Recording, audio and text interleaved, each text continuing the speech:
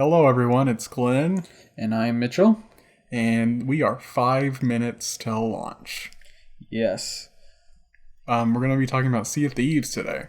Yes. So I've been getting into Sea of Thieves lately. I've had it for a while, and I hadn't quite gotten very far into it, but I picked it up again. It's been on Game Pass, so I've had some friends who have gotten into it, and I've been enjoying it a lot. It's a fun game. Yeah. I know you haven't played as much. There's definitely been some bigger update sort of things that have happened since you've played, but I thoroughly enjoy it. There's sort of two modes. There's the regular sort of piratey mode, and there's the arena mode.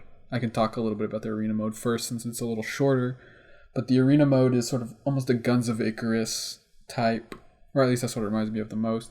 But, sailing around, shooting in a timed event that has a lot of people competing very directly, and it's very much about ship battling.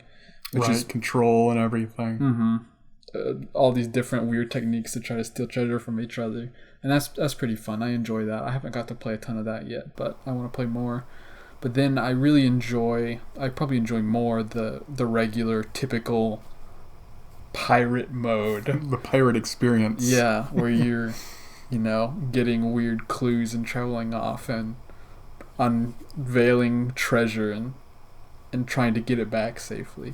I think this game has there's this weird way of playing, and the way the game is set up, where you can almost tell a story after every time you play, where you're like, oh man, this time I went to the treasure, we found it and we buried it up, and we found this note on this faraway island that there's some treasure, the skeleton guy we gotta kill.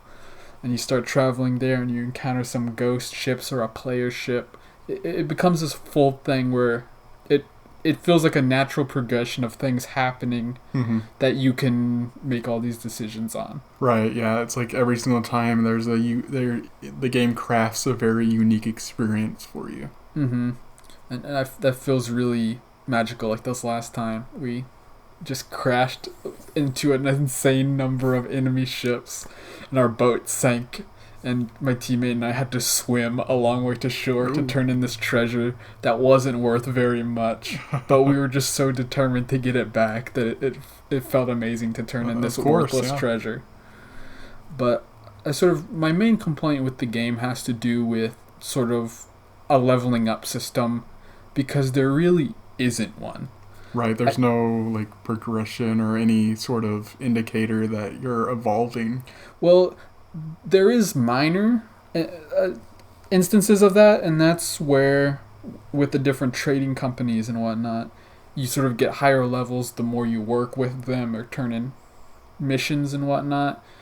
And while that's fine, you never really get anything that upgrades your player or your boat. And I understand what they're going for with trying to make it an even playing field with everybody, that anybody who joins in's on an even playing field with somebody else, and that there's a really specific sort of leveling up system in terms of skill, because as you play you really learn a lot of technique that's built into the game, and that's really interesting in my opinion, how you can easily tell the difference between a new player and an old player based on how they handle situations. But a new player might surprise you with some weird random thing, or they might just immediately die, because that's what happens to me. That's probably what's more going to happen to a new player.